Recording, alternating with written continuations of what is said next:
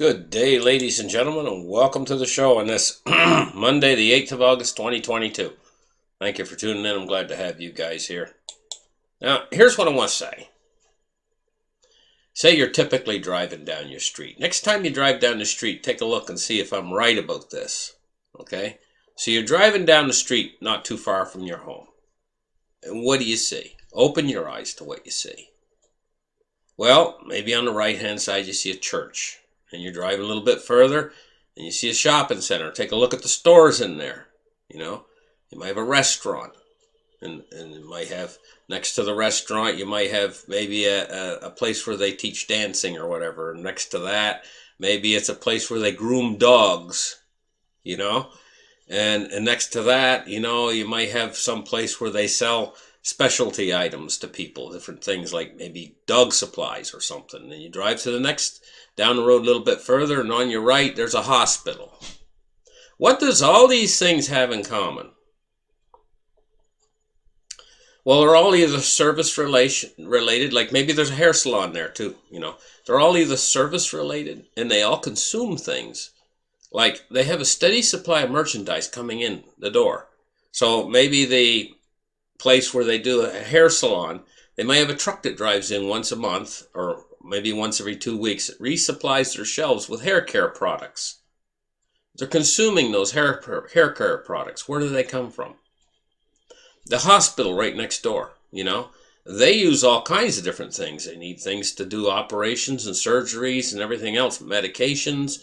They need things like antibiotics and things like that being supplied to the hospital by a supplier. Again, they're consuming things. The shopping mall, constant consuming. Maybe there's a laundromat. All these things. The church takes in donations, which is again consuming. They're not producing. All of these things, down the whole street that you look at, and this could be any street in America. Everything revolves around consuming, not producing. They don't produce anything.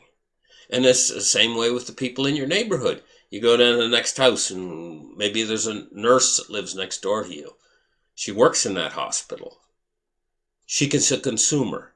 You're a consumer. Your check comes in the mail or whatever. Maybe you're on a fixed income and your check comes in the mail every month. And so you can consume. Where does the money come from? See, we don't think about things like this. We're a whole nation of consumers. So what has allowed us to become all consuming? And it's the same way in the United Kingdom. Great Britain.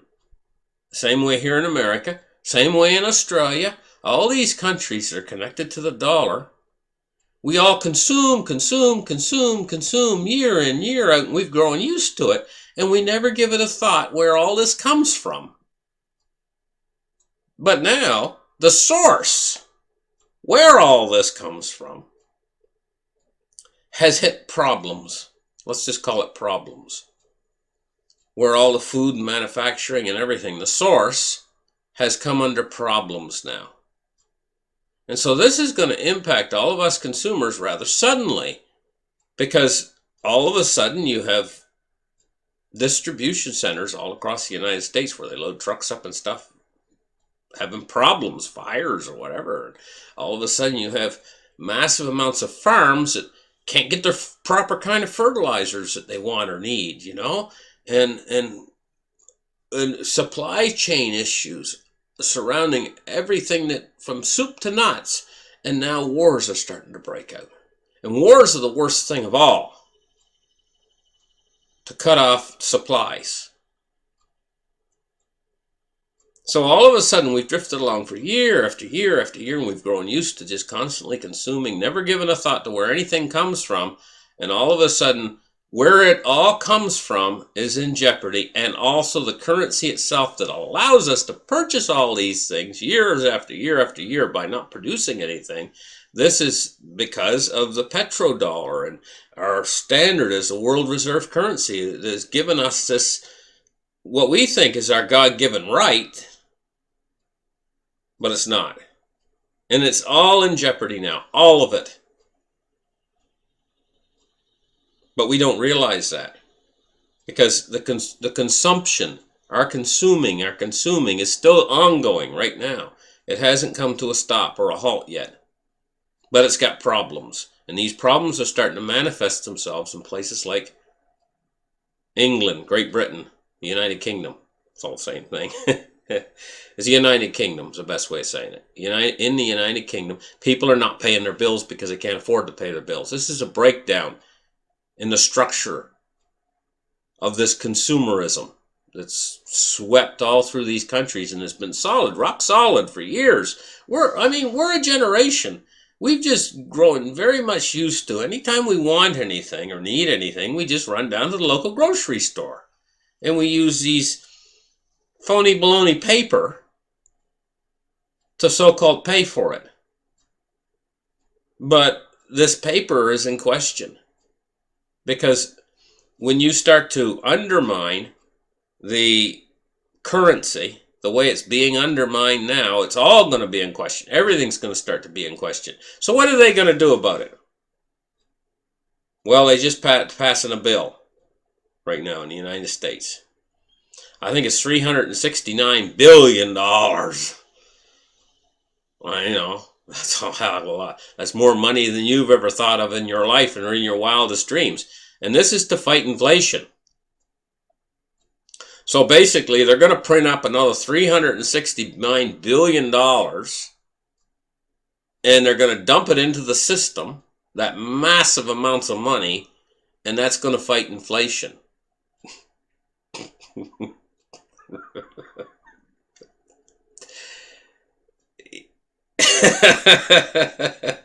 Yeah, it's that. This is to fight inflation. This is an inflation fighting bill. So this is where we're going as a society. You know, I hear a flushing sound. You know, and I mean, we might as well laugh about it as cry about it. To be honest. Well, I've talked enough. We got to get in there and take a look at what's going on in these markets today. So let's start the charts right here. And get in there and take a look at silver. Silver's exploding to the upside today.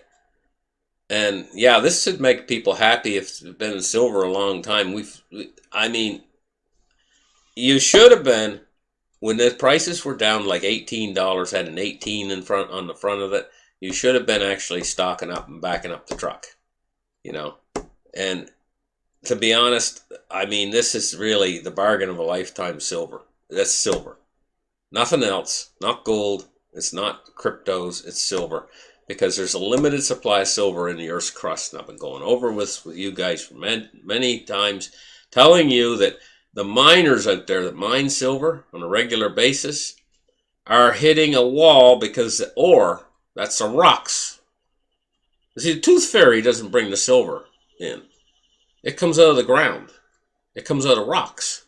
And the rocks that supply the silver are getting less and less silver in them because they've dug out all the good ones, all the best rocks that have the most silver in it. They've dug them out already. And now the silver that they're digging requires more and more energy. They're hitting the same wall with oil.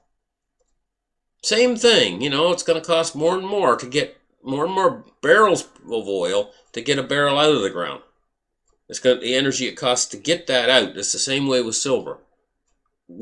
How much energy does it take to get the oil? Does it take to get an ounce of silver out of the ground? It's going up and up and up. And so that means silver's going to be worth more and more and more. And I know they've manipulated it down for many years now, and it's really been disgusting for people who are silver investors.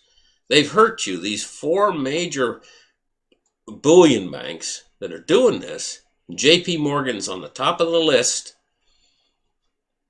have damaged silver investors. They've done it for such a long period of time. They've made such a stink. It's just that a lot of people don't even want to look at silver anymore.